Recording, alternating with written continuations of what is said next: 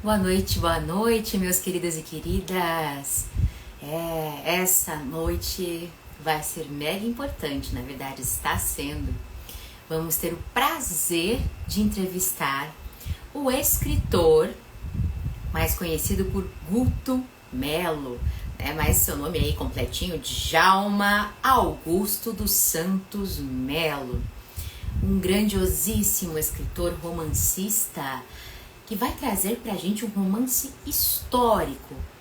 Bom, ele que, deixa eu ver, é membro da Academia Fluminense de Letras, UB, Rio de Janeiro, que mais? Resenhista da revista cultural Litera 7, oferece análises críticas que aproximam o leitor das nuances literárias e históricas. Ele que tem uma mente brilhante aí como historiador, teve sua posse no PEN Clube Brasil, do Rio de Janeiro, solidificando sua posição como uma voz influente na literatura brasileira. Olha, diversas publicações, tem aqui 800 no plural, História e Literatura nos Tempos Machadianos, que mais? Aí hoje nós vamos falar um pouco mais sobre a província fluminense, mas ele também tem aí como os próximos lançamentos, ele vai estar falando sobre tudo isso com a gente hoje. Deixa eu ver, Carne Salgada, que foi aí o teu primeiro romance na Blux Livraria. Ele vai deixar a gente totalmente aí atualizadíssimos. Projetos futuros, quer falar sobre história medieval. Olha, é tanta coisa aqui que eu tô boquiaberta. Então, sem mais delongas, eu já vou colocar esse escritor que já está aqui conosco, já vou colocar ele aqui na janelinha para falar com a gente e na sequência eu vou chamar a Natasha. Simbora, meu povo, vem chegando. Olha, boa noite, minha gente. Expectativa. Lígia Caselato, boa noite. Valex, eu acho que é isso. Valex, boa noite. Tiago Esteves. Vem chegando, gente. Mandem aviõezinhos para quem vocês conhecem. Olá, boa noite. Tudo Oi, boa bem, noite. Guto? Oi, tudo, como é que você Tudo tá? bem, prazer imenso em ter você mais uma vez aqui conosco. Olha, deixa eu já chamar a Prazer, tudo meu Natasha. também. Prazer imenso aqui o nosso, viu? Honra imensa. Deixa eu já colocar a Natasha aqui para falar conosco também. Prontinho, convite realizado, Natasha. Boa noite, Luiz Manja. Acho que é Manja. Boa noite, pera lá. Hora Mãe, é isso? Editora. Christian. Olá, dona Natasha. Olá, boa noite, boa noite. Oi, Guto, tudo bom? Oi, tudo Eu já bem? Como é que vocês estou bem. Eu estão? estou aqui preparada para essa nossa segunda aula, hein? Porque nós tivemos uma aula. Estou sentada na minha Era. carteira. Pudera, o Guto é um professor, né? Eu acredito que um professor nato, inclusive, né? Quem tem o dom de ensinar, de lecionar, eu acho que não consegue se desvencilhar disso nunca, né? Seja em qualquer diálogo ali na fila do pão, por exemplo, não tem jeito. É difícil se Verdade, desvencilhar. verdade. Não é? Boa noite, minha Verdade. gente. Boas-vindas a todos. Quem puder, mande aviõezinhos para quem vocês conhecem que gosta muito de romance histórico. E deixem já as perguntas aí de vocês, que nós vamos ter alguns momentos também para reproduzi-las aqui para o nosso querido escritor. Guto, que delícia, que delícia. Eu quero saber muito sobre esses livros aqui. Hoje nós vamos, né, dar um enfoque maior à província fluminense, né? Mas quero saber sobre todos os novos projetos também. Estávamos muito ansiosas para isso. Natasha. Ok. Como você mesma disse, Stephanie, o Guto já esteve conosco da outra vez, né? Contou um pouquinho da sua trajetória desde os seus primeiros contatos com a literatura, que não foram tão positivos como nunca é para a maioria das pessoas, pela questão, não pela literatura em si, mas muitas vezes pela forma como ela é colocada para nós num determinado momento. E a gente fez uma reflexão naquele momento que, às vezes, se mudasse a forma de apresentar, acho que a gente, né, entraria nesse universo muito mais cedo, porque né, acontece de muitas vezes a gente recusar a literatura no começo por não ter tido esse primeiro contato prazeroso, né? Aí o Guto falou para a gente num segundo momento que ele se deu também com a literatura, mas que abriu as portas para a literatura estrangeira, né, na sua adolescência e tudo mais. E de lá para cá, então, não parou mais. Né? Lembro também que você falou sobre alguns projetos que hoje nós vamos comentar, né? Que é em especial esse seu livro, que você vem trabalhando, divulgando ele desde novembro, né? Seria isso, Gu? Como que tem sido esse trabalho com o seu livro, esse que você está trabalhando, a província fluminense? Boa noite, meninas. É sempre uma satisfação enorme de estar com vocês, né? Acompanho o trabalho de vocês, aproveitando o momento para parabenizá-las na condição de não só escritoras, mas como mulheres que estão engajadas no mundo da literatura. Amanhã é o Dia Internacional da Mulher e cada vez mais vocês estão ocupando o espaço da atividade literária e eu acho isso extremamente importante, saudável. Estão montando aí clubes do livro, né? Várias mulheres estão criando grupos, né? Clubes do livro, encontros, né? Presenciais em livrarias, em cafés, debatendo sobre a literatura como um todo, não só uma literatura feminina, mas um olhar amplo, né, e heterogêneo. Então, parabenizo todas vocês, escritoras, editoras, a minha editora Tereza, da Ibis Libris, que tem sempre desenvolvido um trabalho esplendoroso, a Lígia, da editora Cajuína, também é minha editora, é uma pessoa espetacular. Então eu tenho que só enaltecê-las, em especial a minha irmã, porque ela que me jogou para o mundo da cultura, das letras. Ela é o que eu considero a madrinha das madrinhas, porque ela é poeta, né, e contista, então ela já tem assim, uma estrada muito boa, e ela que me puxou para o mundo da escrita. Ela é a maior responsável por isso, evidentemente. E ela não está mais entre nós, mas a minha mãe, que também sempre gostou muito de cultura, sempre gostou muito de literatura, de um modo geral, sobretudo história, geografia. Então, ela sempre incentivou, tanto eu quanto a minha irmã, a estarmos envolvidos no mundo da escrita. Gostaria de antemão, agradecer a presença do meu confrade da Academia Fluminense de Letras, o Tiago Esteves, né, sociólogo, amigo e confrade, né? Luiz Mangeia, que é historiador, amigo meu, também escritor. Muito bem, meninas. Do último encontro que nós tivemos para este, houve um avanço na minha produção em termos de escrita, porque eu havia apresentado para vocês a minha primeira obra, 800 no plural, História e Literatura nos Tempos Machadianos.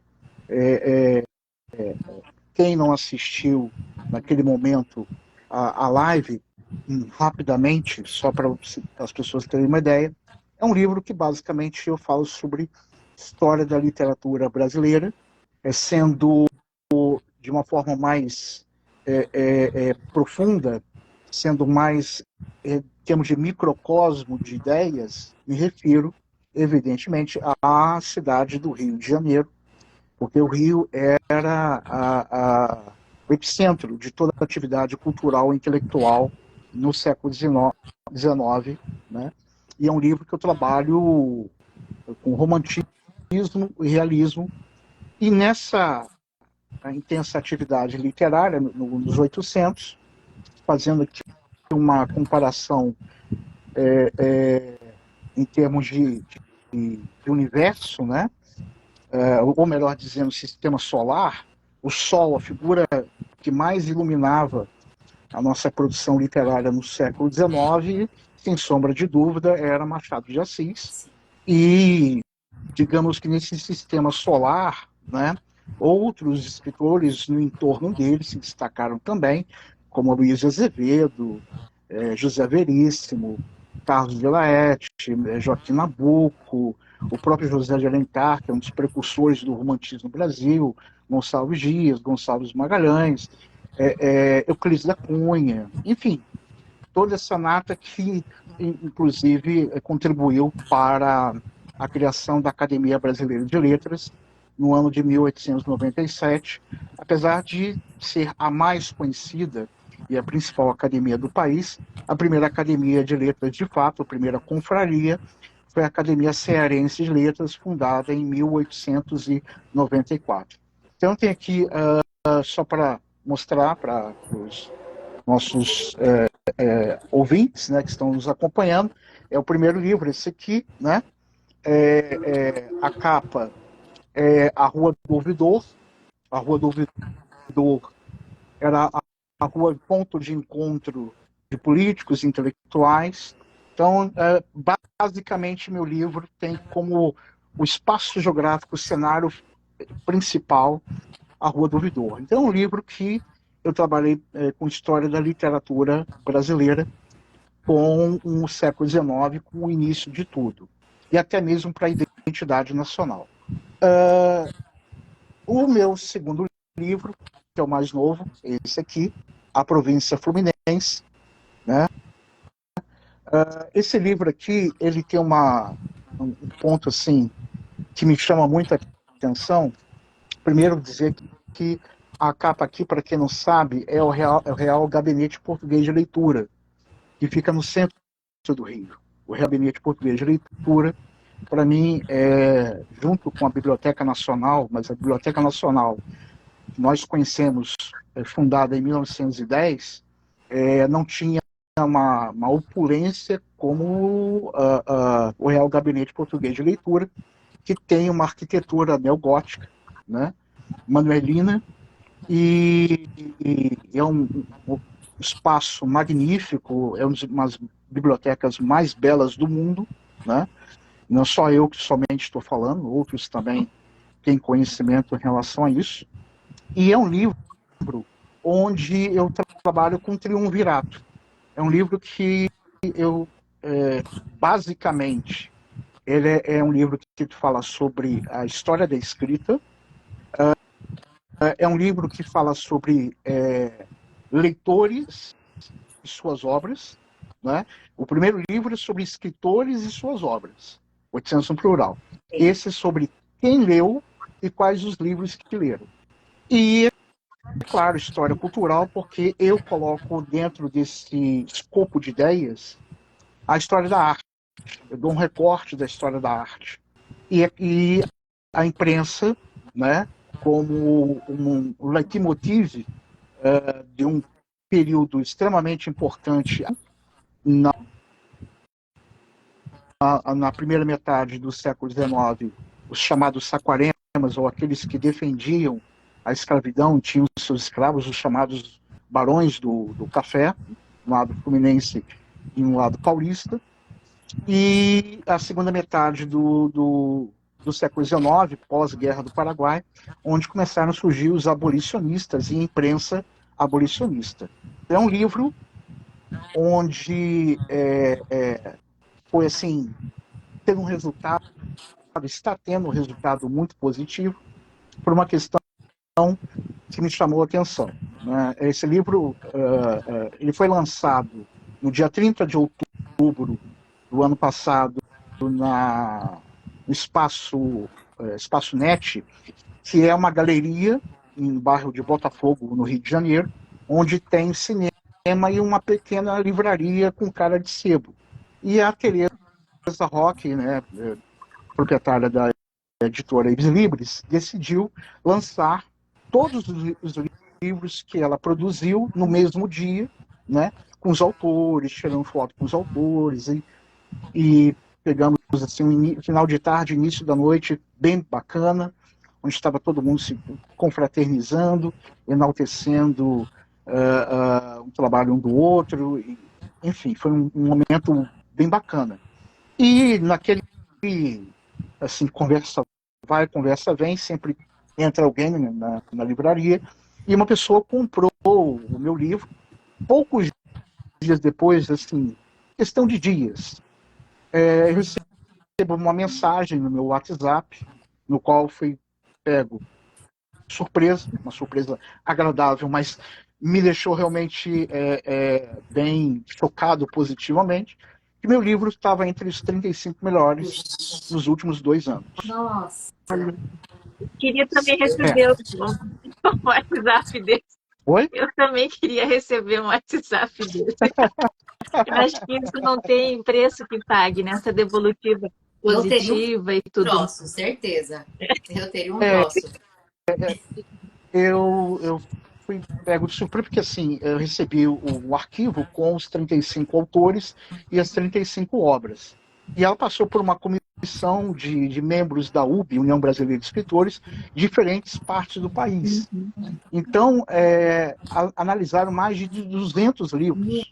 E o meu ficou, em questão de dias, entre os 35 melhores, ao lado de escritores de enorme credibilidade cultural e intelectual, como o sociólogo Gessé de Souza, e o meu amigo, né, vice-presidente da Academia Brasileira de Letras, o Godofredo de Oliveira Neto. Então, ele recebeu um certificado, Gessé de Souza, outros escritores, e eu também. Infelizmente, eu não pude receber no dia o certificado, porque eu não estava muito bem de saúde, mas eu fiquei extremamente feliz. E depois que veio esse resultado, assim, quando eu lancei esse livro, eu lancei somente 100 exemplares. Eu não estava com nenhum objetivo de alcançar um número expressivo de vendas, em hipótese alguma. Eu estava pensando com um número baixo para atender um grupo específico, mas foi assim, vendido igual água no deserto. Em poucos dias, a minha editora entrou em contato comigo e falou assim: o que você tem ainda na sua casa? Eu falei: eu tenho uma quantidade aqui, 35, 38 livros, 40.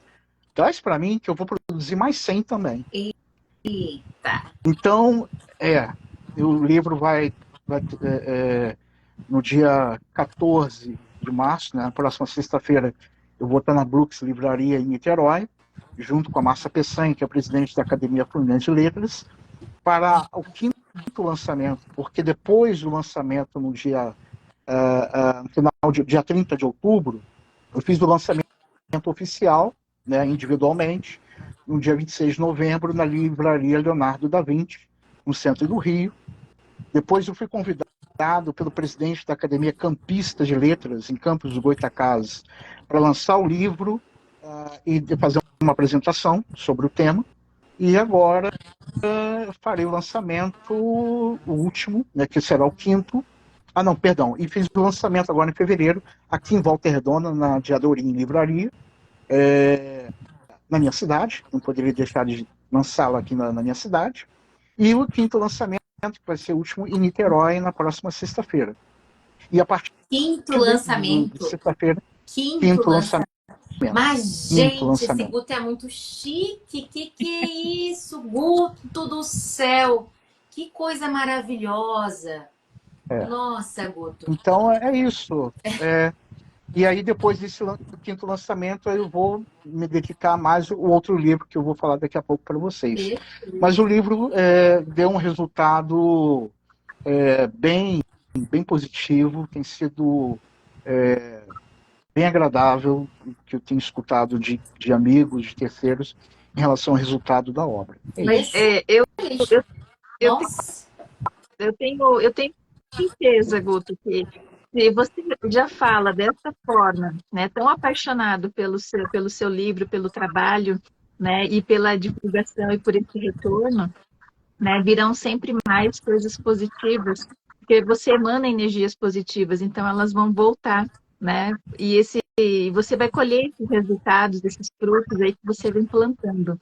Eu queria só fazer uma pergunta ainda relacionada às capas, antes de a gente se aprofundar um pouquinho na obra, tá?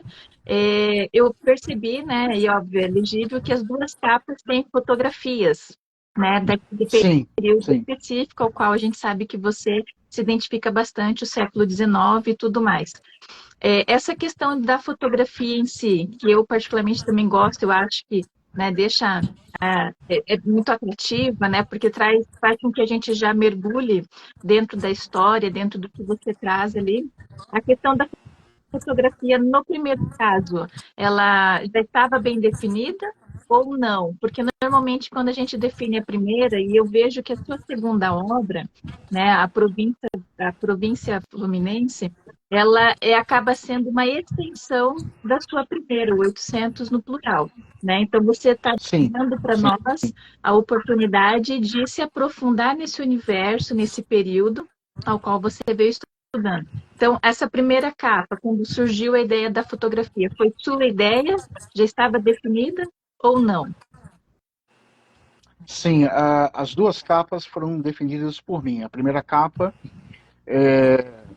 está totalmente diretamente envolvida com o local onde as atividades, né, eram intensas, era pujante. A Rua do Ouvidor era a Champs-Élysées antes da criação da Avenida Central, né, reforma Pereira Passos, do prefeito Pereira Passos, que é conhecido como Avenida Rio Branco, no centro do Rio.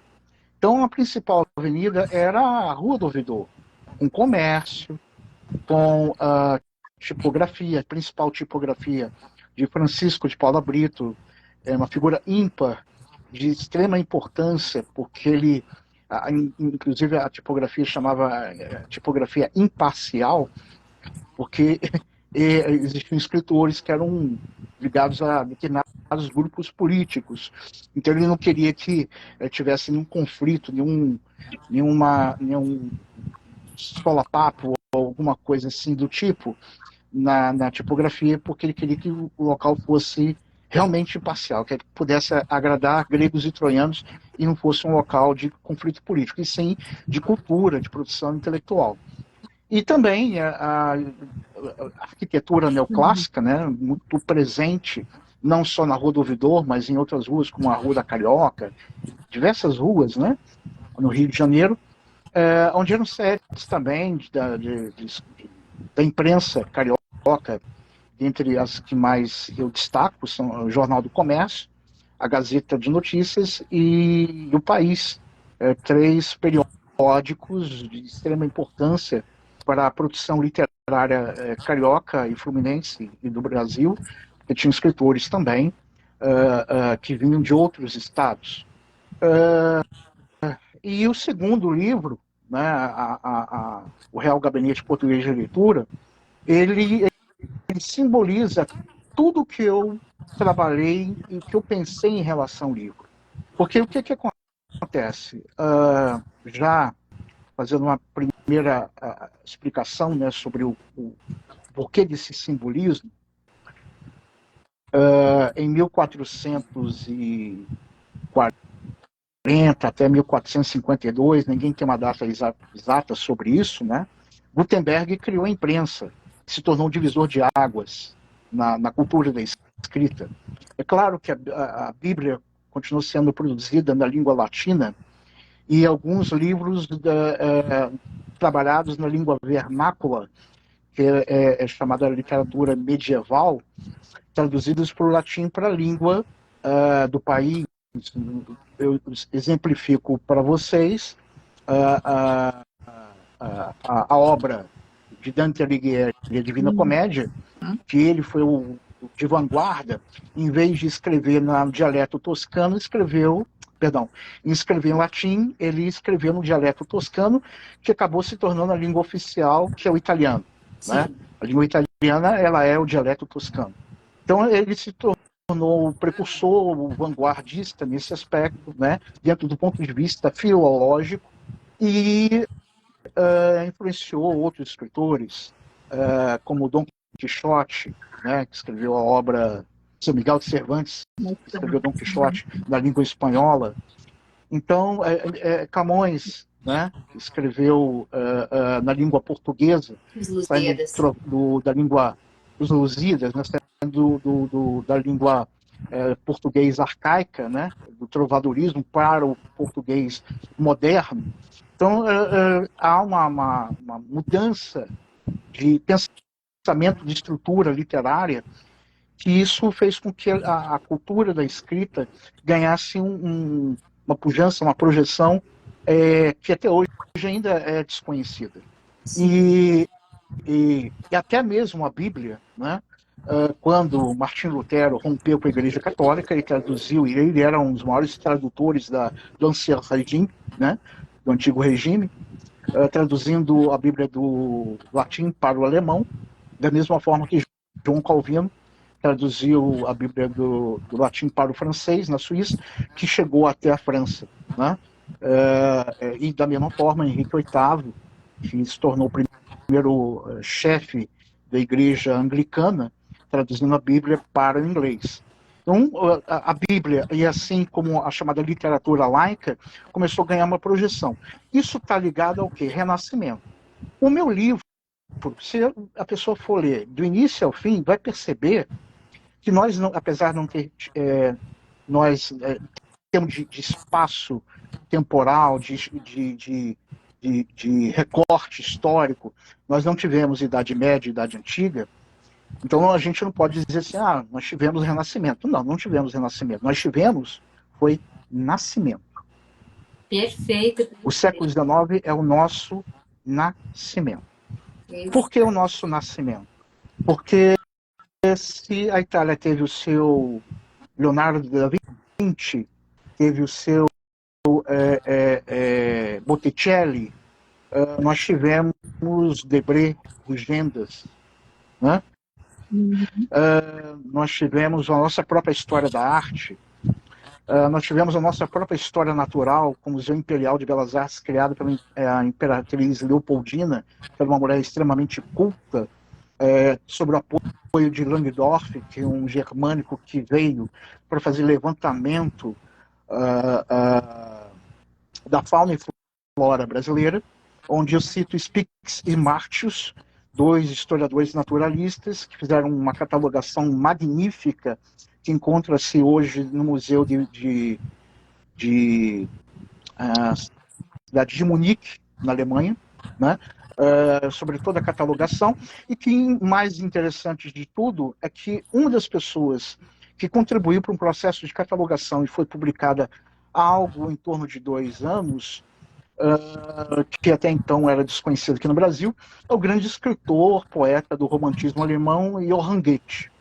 Para quem não sabe, Goethe escreveu 2 livros, Viagem de Goethe à Itália, ele visitou a Itália, e Viagem de Goethe à França. Mas ele nunca saiu do continente europeu. E quando eu me deparei com o livro Viagem de Goethe ao Brasil, eu fiquei curioso, né? E escrito por um alemão chamado Schick Schneider, e ele fez uma catalogação do que Johann Goethe recebeu, né, dos chamados historiadores naturalistas que enviaram, escrito em alemão, em latim, e até mesmo peças da flora brasileira, para que pudesse ter conhecimento de peças da flora que era até então desconhecido na Alemanha. Sim. E eram encontradas somente aqui no Brasil, na Mata Atlântica e na Amazônia. Então, um país tropical, a flora era desconhecida por muitos da Europa. Então, no entendimento de Johann Goethe, ele conheceu o Brasil dessa forma, através do que as pessoas escreviam, e assim na literatura você acaba conhecendo outros países, isso ficou muito claro. E o Schick Schneider, o que mais me chamou a atenção, que ele entrou em contato comigo, depois que eu publiquei o livro, depois de ter lido o livro, um livro magnífico, com uma erudição excepcional. Ele entrou em contato comigo, escrevendo em português, muito bem escrito, e acabei descobrindo que ele morou aqui em Volta Redonda. Olha só. Puxa vida. Ele morou em Volta Não, Redonda. Como é que o mundo é pequeno, né? Mundinho pequeno, Pequeno. né?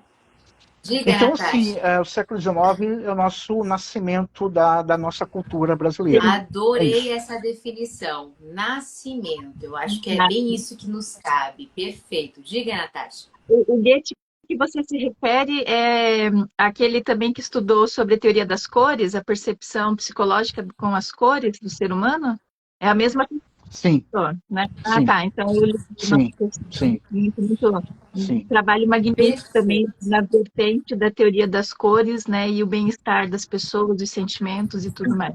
Muito legal. Sim, exatamente. Perfeito. Guto, olha, te ouvindo aqui falar, fico boquiaberto. O pessoal está aqui comentando, inclusive, que é uma aula. É isso mesmo, gente. Todas as vezes que temos aqui o Guto, e isso é um prazer imenso para nós. Nós acabamos tendo, né, somos agraciados com essa verdadeira aula, né, com o nosso querido Guto. Guto, estou te ouvindo aqui falar sobre todo esse processo histórico, com toda certeza, é fruto de muito estudo, de muita pesquisa. Você é professor universitário, certo? E esses livros, eles foram surgindo a partir de um planejamento, a partir das pesquisas, dos projetos que você foi ali se inserindo, ou foi um projeto à parte que você idealizou, estruturou? Como é que funciona isso? Que eu quero conhecer também o Guto por trás do livro. Quero conhecer o Guto escritor. Como tem sido esse processo para você? Então, escrever é um vício. Acaba se tornando um grande vício. Então, quando eu terminei de escrever A Província Fluminense, eu já estava, na verdade, eu estava escrevendo 2 livros ao mesmo tempo, que era o Carne Salgada, né, e um outro livro que eu vou falar mais à frente. A Província Fluminense, ele foi escrito durante a pandemia. Certo.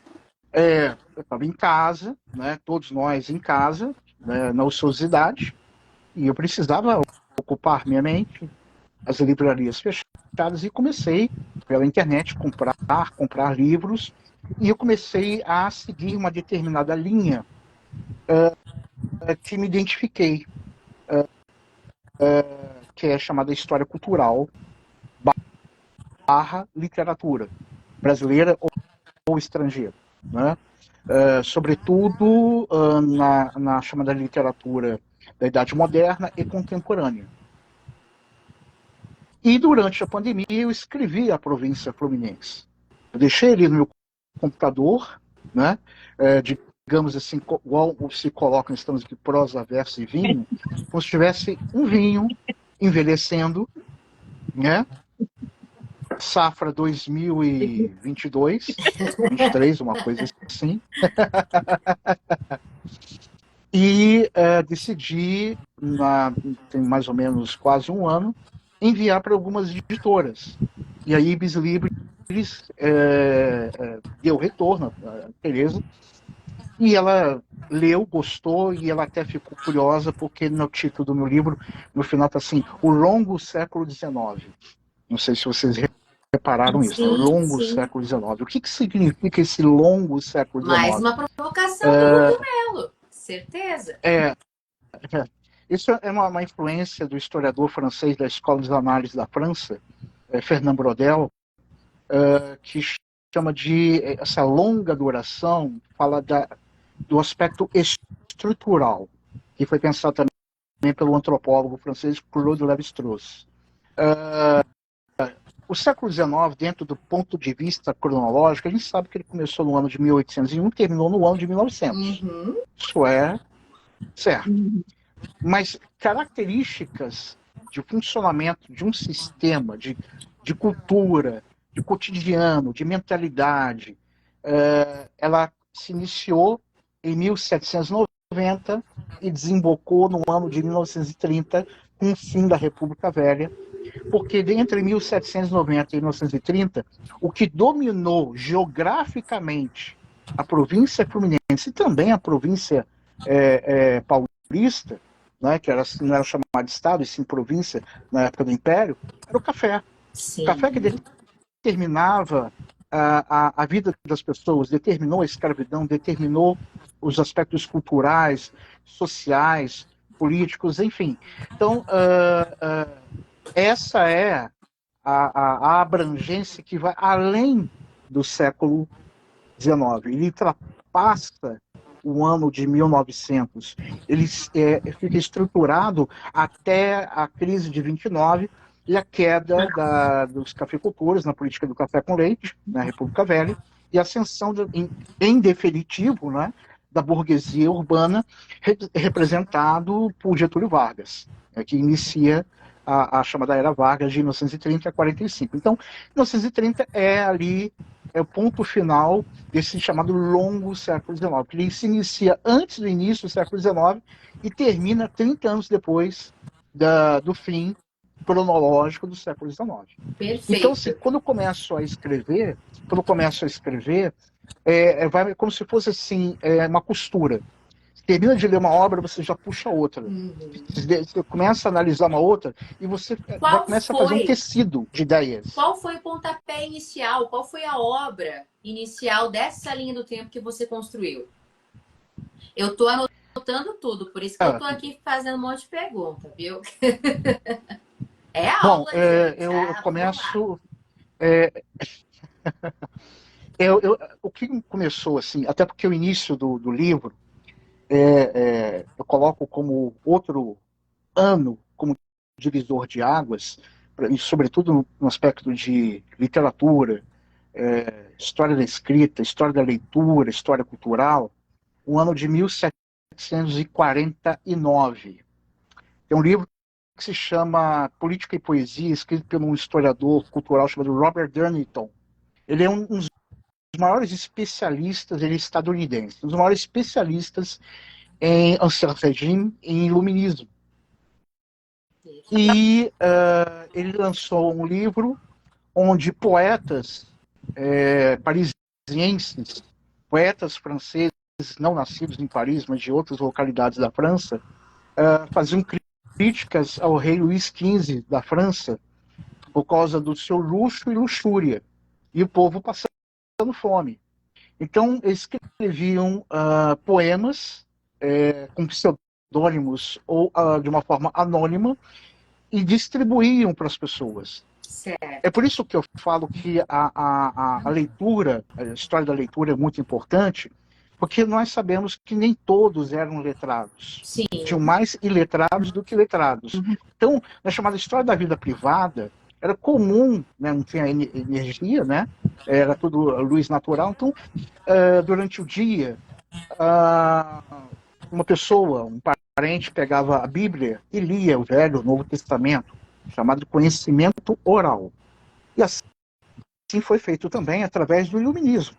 Em 1750, D'Alembert e Diderot lançaram a chamada enciclopédia, que os chamados enciclopedistas, o primeiro livro com um mosaico de conhecimentos de ciências, de um modo geral, da matemática à filosofia, com o apoio de Jean-Jacques Rousseau, Condorcet, Voltaire, entre outros. E há um momento importante também de ser dito, que em 1750 acontece a primeira feira literária no mundo, que é a Feira de Frankfurt, na Alemanha. Na Feira de Frankfurt, na Alemanha, em 1750, foram vendidos 1.320 livros, o que para nós é um número inexpressivo, irrisório, mas para uma sociedade onde 90% era iletrada e quem tinha 5 livros em casa era considerado erudito ou culto, é algo significativo. Sim, bastante. 50 anos depois, apesar uma crescente lenta, no ano de 1800 haviam vendido 2.000 livros. E estou falando de literatura laica, não estou falando da Bíblia. Sim. Até entre Gutenberg e 1750, no topo do livro, o livro que mais era consumido em termos de leitura era a Bíblia. De 1750, que eu considero divisor de águas, muda, vai para o topo Belas Letras, que é chamada literatura clássica, de Homero, passando por Eurípides, Platão, Aristóteles, os grandes pensadores, Aristófanes, Sófocles, os grandes escritores do teatro grego, né, da tragédia e da comédia, passando por história, geografia, filosofia, começam a ganhar uma projeção. E o escritor que se tornou persona non grata na Idade Moderna foi Jean-Jacques Rousseau, porque a França proibiu qualquer publicação e circulação de livros, era proibido. Foi implementado na Europa chamado Index Librorum Prohibitorum, Índice de Livros Proibidos, Index Librorum Prohibitorum. É claro que a Inquisição católica, o Estado absolutista, fiscalizar. O que fizeram? Foram para a Suíça. Rousseau era nascido na cidade chamada Neuchâtel, e tinha lá um grupo chamado Société Typographique de Neuchâtel. E lá publicaram o contrato social e Declaração dos Direitos do Homem e Cidadão. Repito, Declaração dos Direitos do Homem e do Cidadão. É a primeira vez que define uma pessoa como cidadão. É a primeira vez que fala não deveres, e sim direito. Pronto. E comprou a briga com o mundo europeu, absolutista. Sim, sim. Natasha quer então, falar. Ele era o mais... Só um minutinho. Fala, tá. A expressão cidadão não vem do grego? Só podia os cidadãos que eram considerados homens com posses. Sim. Esse conceito de cidadania, ela começou a ser desconstruída com o passar do tempo. Né? Ela tem uma origem helênica, mas ela começa a perder, ela perde, sobretudo no período da Idade Média. Os livros ficam retidos, isso fica muito claro no livro O Nome da Rosa, de Humberto Eco. Isso é bem claro. Isso, né? Nossa, sou fascinada, inclusive, por esse trabalho, viu? Faz muito tempo que eu assisti, mas eu trabalhei diversas vezes com os meus alunos em sala de aula. Mostra muito professoras de literatura para desenvolver a consciência do período barroco. Então, essa obra ela é indispensável, esse trabalho desenvolvido. Indispensável. Ela já é há muito tempo um grande clássico da literatura universal, né? O Nome da Rosa. E aí o que acontece? Os livros começam... A língua francesa era a língua mais falada na Europa. Era como o inglês hoje. E os livros de Rousseau chegaram em Portugal. Dona Maria I, mãe de Dom João VI, Dona Maria I, conhecida como a Louca, né? Mandou confiscar os livros e teve um apoio de um homem que até hoje ninguém sabe se é nome de batismo ou se é um pseudônimo chamado Pina Manique, que contribuiu ele se tornou censor em Portugal. Só que os livros chegavam na zona portuária de Lisboa em baús ou caixas, escrito assim, material frágil, dizendo que era da aristocracia francesa, mandando para a aristocracia portuguesa. E ninguém poderia mexer. Então foi assim que os livros entraram no território português, o que contribuiu bastante à circulação dos livros, mesmo que tenha sido na clandestinidade. Sim. Eu tenho alguns uma pergunta. Brasileiros e... Claro. Só para contextualizar que o Tiago, para a gente não perder a linha, o Tiago Esteves, ele te pergunta se existe alguma hipótese para esta mudança sociocultural.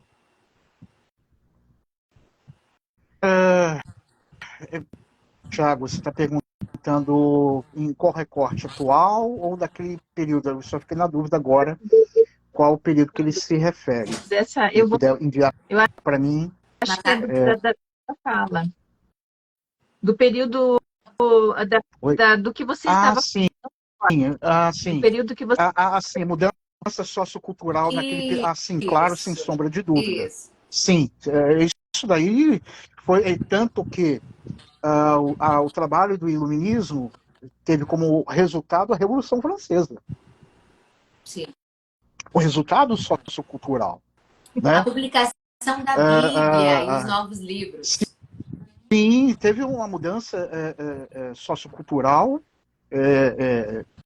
entre a Idade Média e a Idade Contemporânea. A Idade Moderna foi um momento de intensa produção. É claro que nós não temos números quantitativos, ou até mesmo para fazer uma comparação, porque não existe. Tem, sim, pequenas análises muito ligado à microhistória, algumas análises, por exemplo, do Roger Chartier, que é um grande historiador dos livros, da leitura, do Antigo Regime, assim como o Robert Dunnington, né? E Peter Burke também, que é um grande, escreveu um livro chamado História Social do Conhecimento. Mudou, em termos de quadro social, mudou em termos de ideias, não de mobilidade social, e sim de ideias. Perfeito. Tanto que, como eu entre 1450 e 1750, ela é o livro mais consumido. Sim. De 1750 em diante, a Bíblia cai estatisticamente de consumo e passa a ser mais consumido livros de produção laica. Uhum. Não por acaso os iluministas se tornaram personas não gratas. Foi um dos motivos fundamentais. E, é claro, até mesmo outras universidades começaram a exercer um nível de influência. A Universidade de Coimbra, por exemplo, de uma forma muito sutil, de uma forma muito inteligente, de uma forma muito implícita, começou a desenvolver um pouco das ideias do iluminismo.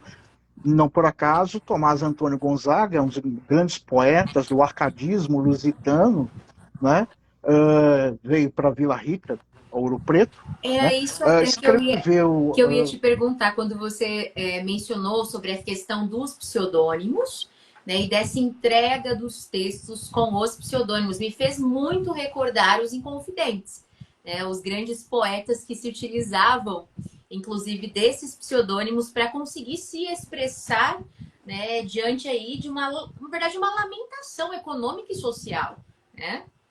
Não, e mais de uma ruptura. Sim. De uma ruptura de uma ideia que era obsoleta, arcaica. Não por acaso, os Inconfidentes queriam, na verdade, que Minas Gerais, libertas quassera também, liberdade ainda que tardia, de uma Minas que pudesse se tornar uma república, onde pudesse ter universidade, onde as ideias poderiam prosperar. Só que Dona Maria I, ciente de que as ideias elas atravessaram o Atlântico e chegaram até em sua colônia, tirou ela do prumo e decidiu buscar aí uma pessoa como modelo, como não deveria seguir aquelas ideias, que é o caso do Tiradentes, que foi esquartejado e tal. No caso do Tomás Antônio Gonzaga, ele foi degredado, teve um degredo, ele foi enviado para Moçambique. Assim como Gregório de Matos, né, dentro da literatura barroca, ele foi para Angola. Boca do Inferno, né? Ele era chamado, inclusive. Isso, Boca do Inferno. Isso é uma definição bem conservadora da igreja, onde predominava a literatura dos jesuítas, né? Você tinha do Santa Rita Durão, Padre Antônio Vieira, Padre Antonio e por aí vai. Então tinha uma literatura livre, né? Então é um quadro de mudança de atividade intelectual que evidentemente desembocou na Revolução Francesa, que houve uma mudança, sim. Né? Onde o terceiro estado, que é a camada mais baixa, com o apoio dos jacobinos, né, liderados por Danton Marat Robespierre, mudaram completamente esse quadro com as guilhotinas, né? Então isso mudou totalmente o quadro na França, que se tornou uma referência em termos de mobilidade social, que deixou a Europa em um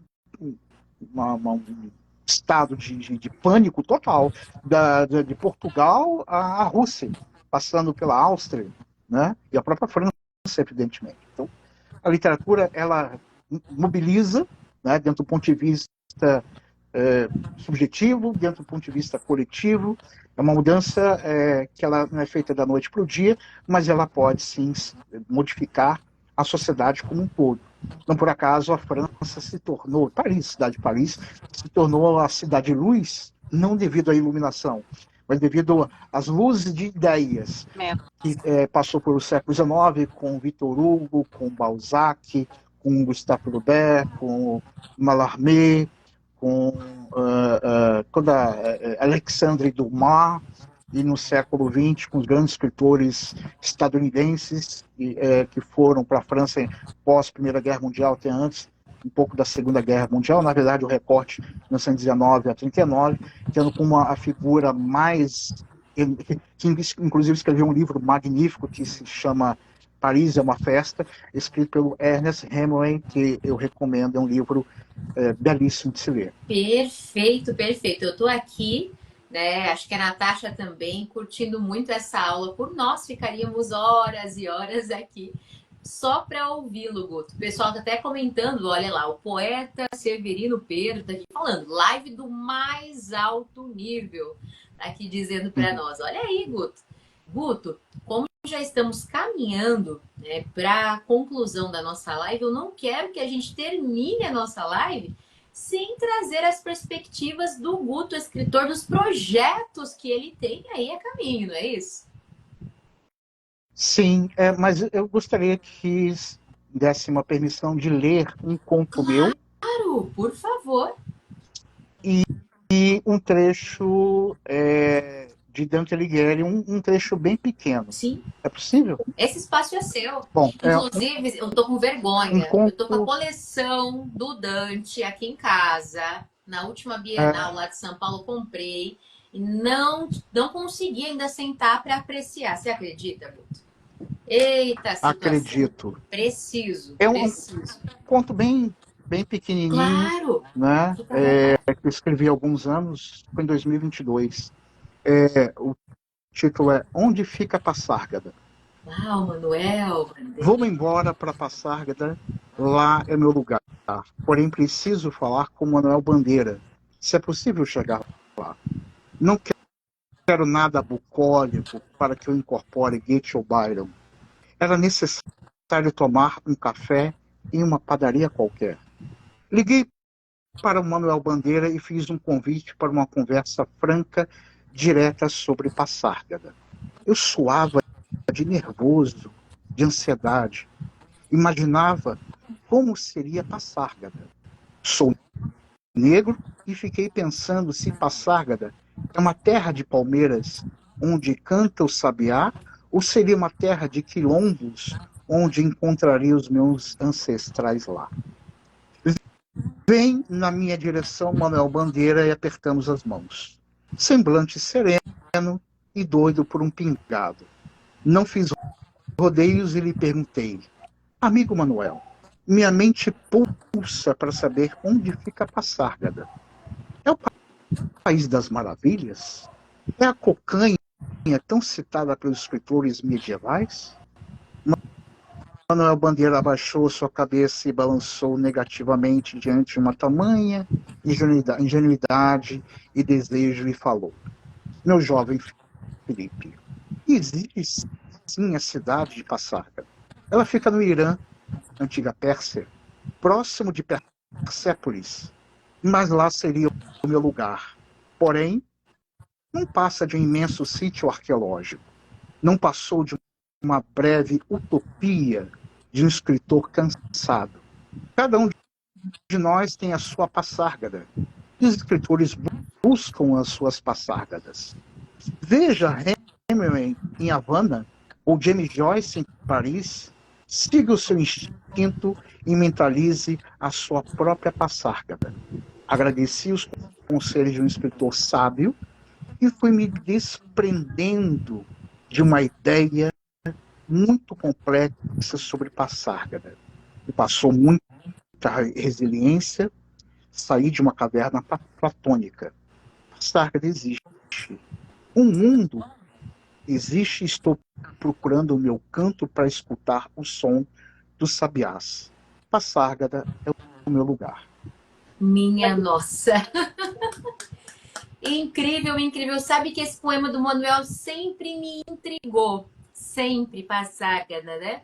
Lá sou amigo do rei, lá tem uma mulher que quero, na cama que escolherei. Gente, esse poema ele ficou sempre latente. E você conseguiu trazer Manuel, claro, fazendo essa releitura, né? Na verdade, eu nem considero uma releitura, eu creio que seja mais para uma paráfrase, não é isso? É uma paráfrase. Sim. Isso, né? Isso. Aí você traz... exatamente. Você traz Gonçalves Dias, você traz um quezinho de Castro Alves, que eu também notei aqui. Gonçalves Dias, Castro Alves traz Platão aqui dentro também desse poema. Olha, para mim é um poema, tá? Você falou, você chamou de crônica, né? Conto. Para mim é uma prosa poética. É um conto poético. Isso, é uma prosa poética. Exato. Para mim é uma prosa poética. Poética. Fantástico, fantástico. Bora de Dante, então?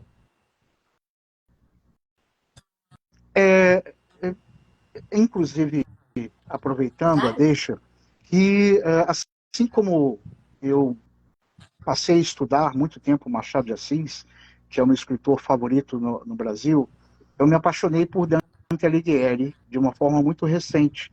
E estou terminando de escrever um livro sobre Dante Alighieri, com poemas em latim, em francês, em italiano,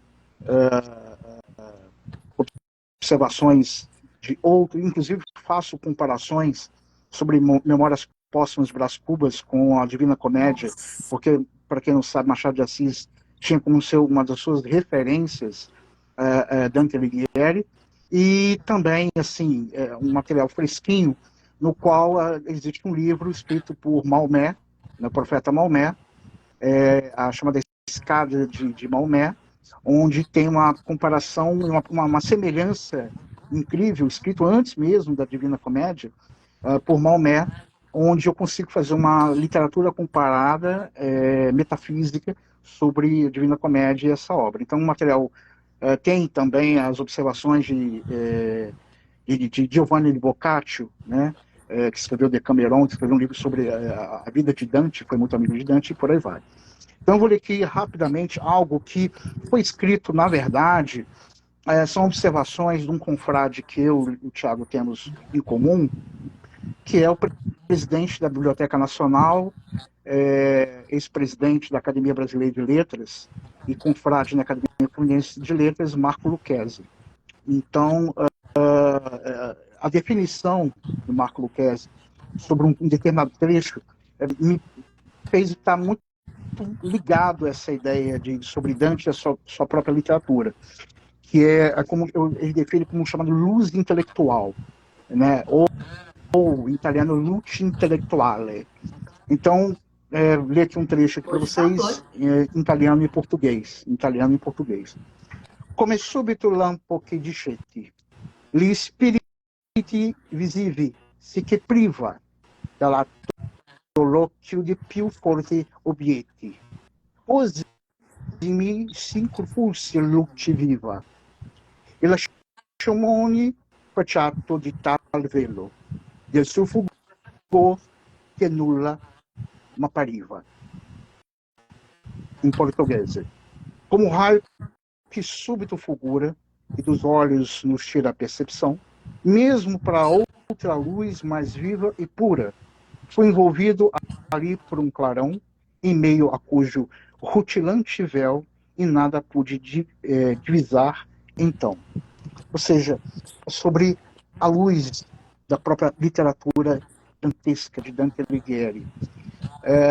É um livro que eu estou trabalhando, que é um trabalho também de perfil científico, porém, eu estou com outro livro pronto, já prefaciado, sobre os modernistas. É um livro de uma prosa, perdão, é um livro de ficção, prosa, sobre a história de um rapaz que trabalha numa livraria na década de 1950, onde ele conhece os modernistas, né? Ele passa a trabalhar na livraria e passa a conhecer Manuel Bandeira, Carlos Drummond de Andrade, Clarice Lispector, Jorge Amado, o grande crítico literário Otto Maria Carpo. Enfim, é uma história de um rapaz que começa a ganhar bagagem cultural, intelectual, e ali na livraria ele define o que ele quer ser na vida. Então esse livro vai ser lançado no início do ano que vem, e o livro sobre Dante Alighieri será lançado no segundo semestre. E eu já estou pensando o que eu vou escrever mais para frente. Eu já estou pensando em história da poesia. Só não sei o recorte ainda, mas eu quero escrever sobre a história da poesia. Sua mente é brilhante, sua mente é brilhante. Estou fascinada, fascinada mesmo. Acho que Natasha, todo mundo, né? Todo mundo. Sua mente é brilhante. Eu tô também aqui extremamente ansiosa, viu? Tanto por essa obra inspirada em Dante aí, como também por esse outro romance aí que tá vindo, né? Esse romance de ficção. Olha, eu tenho certeza que os teus caminhos, eles são brilhantes por onde você passa, o seu brilhantismo, ele permanece e você, tão sabedor, né, tão possuidor de conhecimento, tem a simplicidade de estar sempre compartilhando aquilo que você sabe. Então, eu acredito que você tem todas as características essenciais, né, de um professor humano, né, porque nós temos às vezes contatos com algumas pessoas que têm graus assim de intelectualidade muito vasto, mas que não conseguem transpor isso para outras pessoas, passar isso para outras pessoas. E você sempre vindo com essa humildade de esclarecer para a gente, né, de trazer, que para mim é um bálsamo, é aquilo que eu estava comentando aqui, ficaria por horas aí. Claro que aqui só anotando tudo, porque eu já tenho várias referências aqui para fazer pesquisa, né? Como sempre, você nos dá esse prazer imenso. Como as pessoas poderão adquirir seus livros? A província fluminense, ele pode ser, coloca novamente aqui a capa dele, né? Perdão, a província fluminense, ele pode ser comprado diretamente no site da editora Ibis Libris, ou nas lojas físicas. O livro está na Leonardo da Vinci, no Rio, em todas as lojas da Travessa, a Livraria da Travessa, em todas as lojas do Rio, em Niterói, em São Paulo, em Ribeirão Preto, Brasília, poderão encontrar o livro. É claro, não poderia deixar de citá-lo aqui, mostrar a capa também, que muitos colocaram como bela capa, né? Que é de carne salgada. Aqui, ó. Opa! A Belíssimo. Outro que eu salgada. estou curiosa também. Na última entrevista você comentou sobre esse livro. É um livro que fala sobre... Vai ser lançado no dia 28 de março, na Brooks Livraria de Botafogo, no Rio, ao lado do poeta e amigo Igor Calazans, que é um dos maiores poetas intelectuais desse país. E esse livro é um livro que fala, aproveitando o ensejo que amanhã é o Dia Internacional da Mulher, é um livro onde a minha personagem, Virgínia, é uma mulher de vanguarda que ela bate de frente com o patriarcalismo do século XIX, onde ela transgride tudo que vocês possam imaginar, da literatura tão combatida. Ela lê, né, essa de Queiroz, né, Crime do Padre Amaro, e Primo Basílio, que eram consideradas obras escandalosas de uma sociedade hipócrita, né? E ela conhece um escravo que se chama Mohammed, é um personagem fictício, nascido no recôncavo baiano, e os pais dele participaram da revolta dos malês, um dos maiores movimentos de escravos no Brasil, em 1835. Eu mesclo a história oficial com ficção. Eu acho que isso acaba ajudando bastante. E ele é comprado pelo Barão de Barra Mansa, que existiu, né, porque a geografia do local é onde eu nasci, onde a cidade de Barra Mansa, que no século XIX era uma cidade pequenininha, né, ela se torna uma cidade, de fato, em 1857, e uma fazenda chamada Fazenda Santa Cecília, e o barão que existiu, mas ele não tem nada comprovado que ele constituiu família, mas no meu livro ele é pai, né, de um casal, casado e tal, e ela envolve-se com um escravo. Na literatura, história oficial, os barões e os senhorzinhos se envolveram com as escravas. Sim. Né? No meu livro, eu sigo o caminho inverso. É uma mulher branca que se envolve com um escravo. E eu destruo todos os estereótipos sobre que o que é branco é belo e o que é negro é feio. Perfeito, perfeito. O restante eu não posso falar, senão eu vou dar um spoiler total. Né? Já quero, tá aí, outro livro, meu Deus do céu. Meu Deus do céu, Guto, vamos lá. Tá, continuando. Onde comprar, então? Eu preciso saber também de uma outra questão. O livro vai ser lançado no dia 28 de março, na Brooks Livraria. Pode ser encontrado na editora Ibis Libris, editora Cajuína. É outra editora agora, Cajuína. Essa aqui é da editora Cajuína, né? São Paulo. A Ibis Libris é do Rio. Vai ter o pré-lançamento no dia 25 de março. Eu vou ter uma live com quem fez o pós-fácil do livro, o historiador Adelci Santos, que é um amigo meu. Ele fez o pós-fácil. Eu escrevi a parte fictícia. E ele faz uma análise científica histórica, sociológica. Ele é doutor em História Social da UERJ e atualmente é professor de História da África na Universidade Federal do Tocantins. Ele fez o pós-fácil. E a gente vai ter um bate-papo no dia 25 no YouTube da editora Cajuína. Né? Já estou postando nas redes sociais, no Instagram, no Facebook. E no dia 28 vai estar à venda, a partir do dia 28, lançamento, vai ter um bate-papo com o Igor Calazans, e em todas as livrarias da Brooks, em Botafogo, em Niterói, no centro do Rio, no Paço Imperial,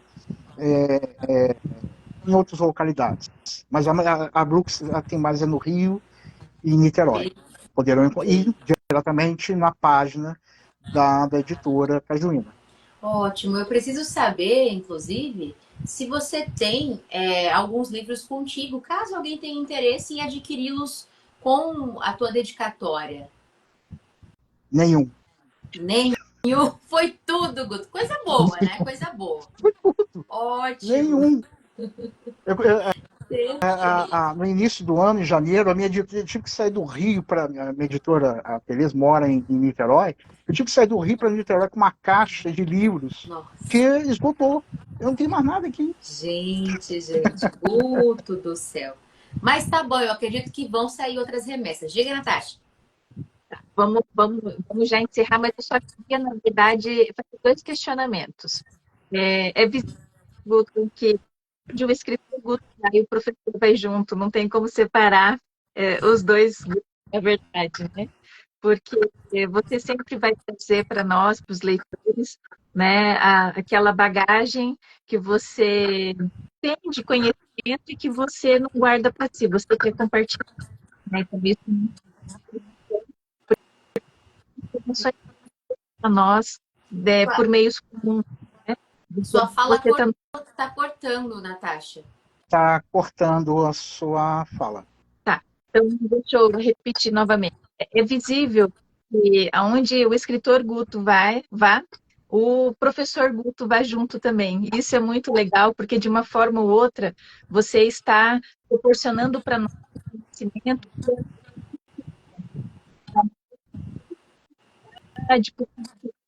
de que... Não dá dando para ouvir, Natasha. Sério? É só a metade do que você falou para frente que começou a cortar.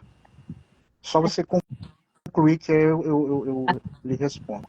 Então, na verdade, a gente se sente gratificante em relação de saber que dentro das suas obras sempre convive, né, um conhecimento,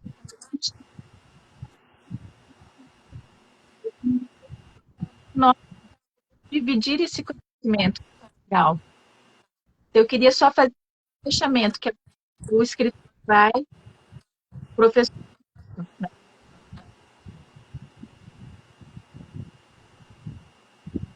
Natasha, Natasha, não tá dando para ouvir.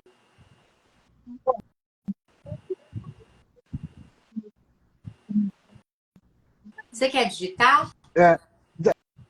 Deixa eu tá, vou deixar de digitar aqui. Agora a gente está escutando você. Agora... Eu não sei se é movimento, o que que é.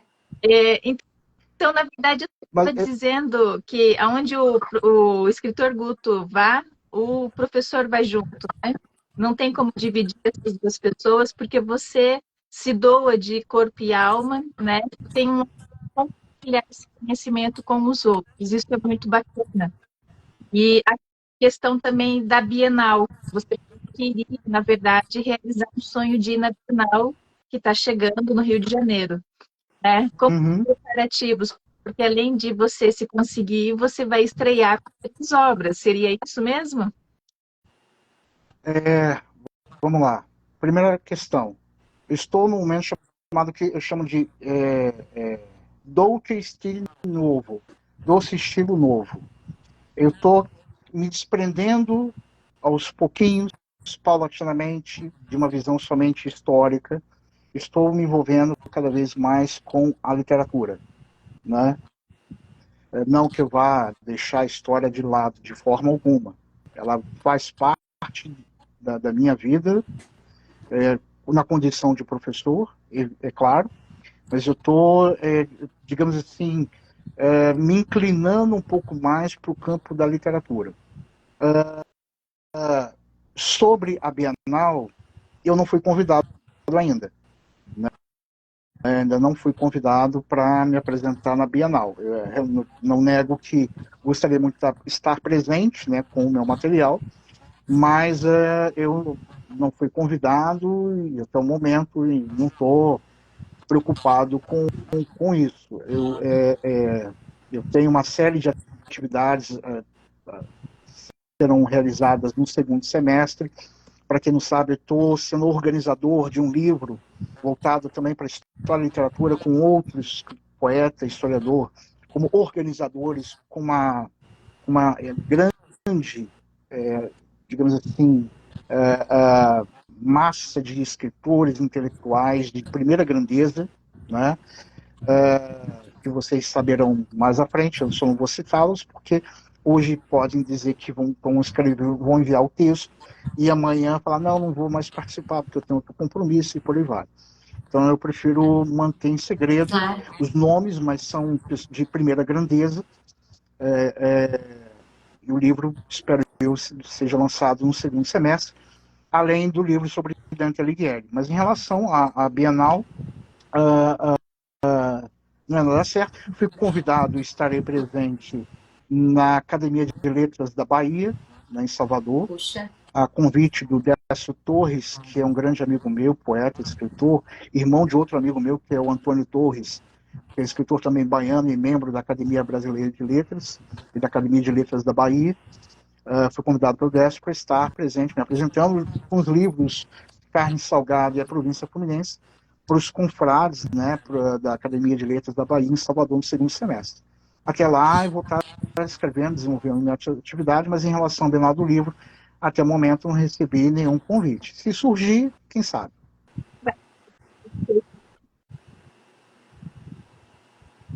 Não deu para ouvir a última fala da Natasha. Você quer tentar dizer de novo? Você falou alguma coisinha. Tá. Pode terminar. Certo. Bom, Guto, muito obrigada mais uma vez por estar aqui conosco. Somos muito gratas, na verdade, por você escolher a nossa página, né, confiar aqui no nosso trabalho para trazer esse engrandecimento para nós. Tá conseguindo me ouvir, Guto? Sim. Sim? Sim, sim, Perfeito, perfeito. sim. Para trazer para nós esse engrandecimento, né? Que é sempre muito, muito gratificante estar contigo. Queremos outros encontros assim, quem sabe a gente não bola algum projeto, né, Natasha, sobre romancistas historiadores, por que não? Romances históricos. A Natasha também gosta disso, eu falo que ela tem que se aventurar também em romance histórico. Uma hora sai, eu tenho certeza que sai. Então, assim, gratidão imensa. Muito sucesso para você. Estaremos acompanhando de pertinho o tempo inteiro ali a tua página, as tuas publicações e convidamos vocês que estão nos assistindo, inclusive, para seguir o professor Guto Melo, certo? Vamos lá, gente. Quem não segue ainda, sigam o professor Guto Melo, conheçam esse excelente trabalho, É, né? E se encantem eu com essa beleza. aproveitar para passar para você, para quem está nos acompanhando, né? Sim? Minha página Instagram, professor.melo com 3 L's, né? Professor.melo com 3 L's. Ali tenho atualizando tudo que tenho trabalhado, divulgado. E eu que tenho que agradecer mais uma vez a oportunidade que vocês estão cedendo, né, para poder divulgar o meu trabalho. Vocês têm feito um trabalho magnífico, de uma resiliência, de uma plenitude, o trabalho de vocês é, é, gera a própria poesia, né? O trabalho de vocês é a própria poesia. Mais que cada escritor tenha suas próprias características, eu defino prosa com o verso de vinho, não, muito mais com um verso do que propriamente uma prosa. Ela é naturalmente poética. Vocês são naturalmente poéticas, né? Vocês são poesia pura, em feito de carne, de ideias. Eu acho isso muito bacana, que vocês são engajadas. Quem dera muitas mulheres e homens também, mas sobretudo outras mulheres, tivessem o mesmo engajamento, o mesmo propósito que vocês duas têm. Vocês estão de parabéns e eu só tenho a agradecer mais uma vez. Muitíssimo obrigado. Muito obrigada, querido. Nossa, desse jeito a gente fica, né, Natasha? Ai, ai, ai. Muito obrigada, querido, mais uma vez. Agradecer a todos vocês que ficaram conosco até o momento e aqueles que vão assistir a live gravada. Lembrando que essa live ficará gravada aqui no Instagram. Vai para o YouTube também e para o Spotify para quem gosta de estar ouvindo, de repente, fazendo alguma outra atividade. Tá certo? Gratidão a todos. Parabéns mais uma vez, querido Guto. E não vou falar um adeus ou um tchau, não. Quero dizer até muito breve, porque a gente acredita que logo a gente vai estar se falando novamente. Muito obrigada. E outra coisa que eu vou agora é lançar o desafio, viu, senhor Guto Melo? Temos o Dedinho de Prosa, que é um programa matinal que ocorre segunda, quarta e sexta. Só 20 minutinhos, às 8 horas, às 7 horas da manhã, horário... Ai, Jesus, 8 horas da manhã, horário de Brasília. Isso, 8 horas da manhã, horário de Brasília. Nós fazemos leituras de contos, crônicas e poemas. Então, já lanço o desafio para você nos engrandecer com algum conto, crônica ou poema, para que a gente possa aí fazer a leitura, para o pessoal conhecer mais e mais o seu trabalho. Eu gratidão mais uma vez e até logo. Tchau, tchau, Até, meninas. gente. Um abraço.